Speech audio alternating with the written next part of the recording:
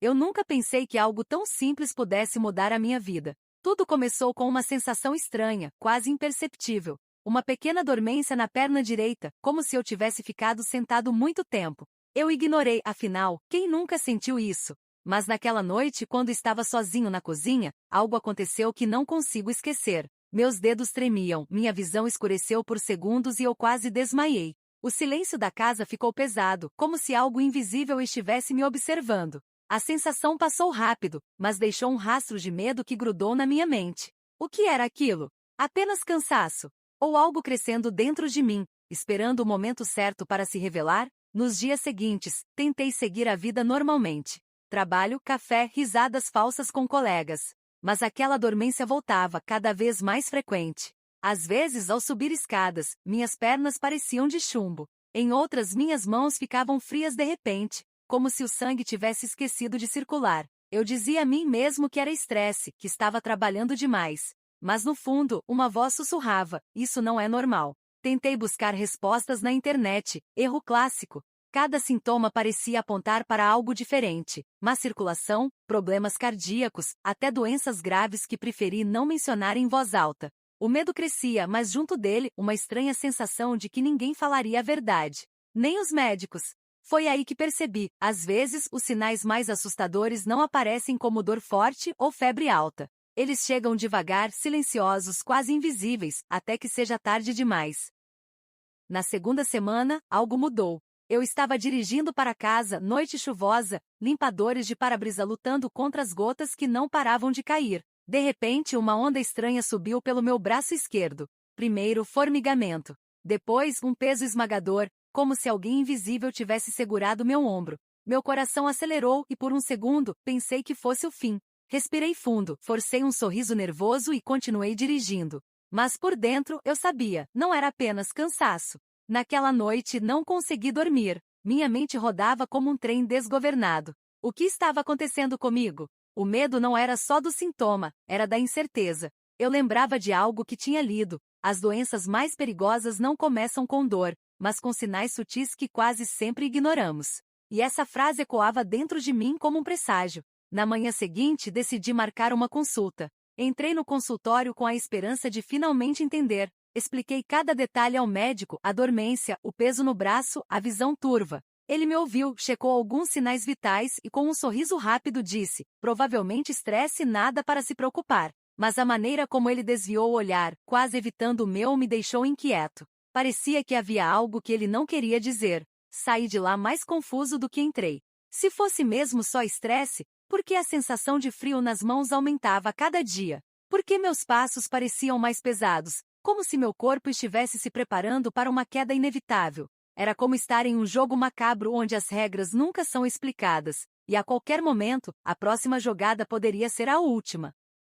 Alguns dias depois, acordei no meio da madrugada com uma sensação sufocante. Meu peito parecia comprimido, como se algo estivesse sentado em cima de mim. O quarto estava mergulhado na escuridão, exceto pelo piscar da luz do roteador. Tentei respirar fundo, mas cada inspiração parecia falhar. Por um instante pensei que não fosse acordar de novo. Quando a crise passou, levantei e fui até o espelho. Minha pele estava pálida, os olhos fundos, e havia uma estranha fraqueza no lado esquerdo do meu corpo. Eu conhecia esses sinais de algum lugar, talvez de artigos que li ou histórias que ouvi. Mas havia um detalhe que me apavorava mais do que os sintomas: a certeza de que ninguém me levaria a sério até ser tarde demais. Naquele dia, liguei para minha mãe. Contei o que estava sentindo, tentando mascarar o desespero na voz. Ela ficou em silêncio por alguns segundos antes de sussurrar: seu tio morreu assim. Começou com dormência, pequenas falhas de visão, depois, um ataque súbito. A frase dela perfurou meu peito mais do que qualquer dor física.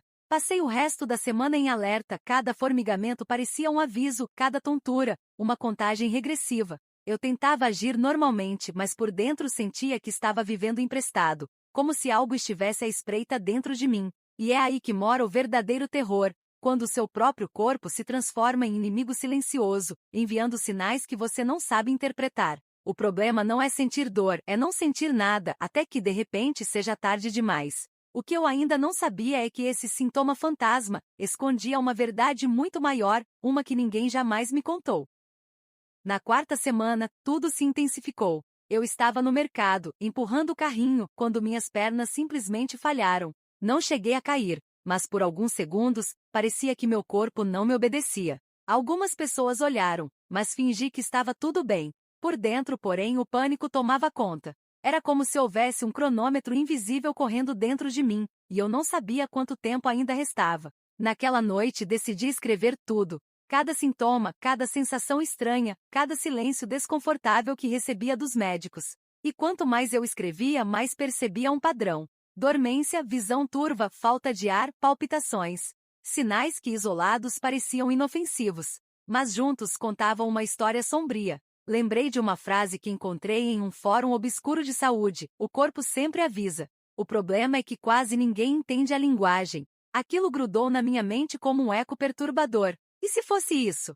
E se meu corpo estivesse gritando por ajuda, mas ninguém quisesse traduzir? Comecei a reparar em coisas pequenas. As pontas dos meus dedos ficavam arroxeadas quando fazia frio. Meus batimentos disparavam em momentos aleatórios, mesmo sem esforço físico. E a cada noite mal dormida, o peso no meu braço parecia aumentar. Foi aí que percebi o verdadeiro terror. Não era apenas o medo da doença, mas a sensação de que havia algo escondido, um segredo que os médicos não falavam, que ninguém queria mencionar. Como se houvesse um pacto silencioso para deixar certas verdades enterradas. E eu não conseguia parar de pensar: se eles não contam, é porque a verdade é ainda mais assustadora do que imaginamos. Na quinta semana, finalmente recebi uma ligação inesperada. Não era do médico, mas de uma enfermeira do hospital. A voz dela era baixa, quase trêmula. Senhor, precisamos que o senhor retorne para alguns exames. Houve algo nos seus resultados que não deveria estar ali. Antes que eu pudesse perguntar mais, a ligação caiu. O silêncio que se seguiu foi sufocante. Meu coração batia como um tambor, e a sensação de formigamento voltou, agora mais forte, subindo do meu braço até o pescoço. Corri até o espelho e por um instante juro que vi meu reflexo se mover com um atraso mínimo, como se não fosse exatamente eu. A respiração falhou, e senti o chão desaparecer sob meus pés. Deitei no sofá, tentando recuperar o controle. Mas, dentro da minha mente, algo repetia: o corpo sempre avisa, o corpo sempre avisa. Comecei a pensar nos segredos que li em fóruns, nos relatos de pessoas que desapareceram de repente após sintomas parecidos, nos rumores de que certos diagnósticos nunca eram revelados ao público. Será que meu corpo estava me avisando de algo ainda mais sombrio do que uma simples doença? Ou seria esse o início de algo que ninguém jamais ousou explicar? Naquela noite, escrevi estas palavras como um aviso. Não sei se vou ter tempo de postar a continuação.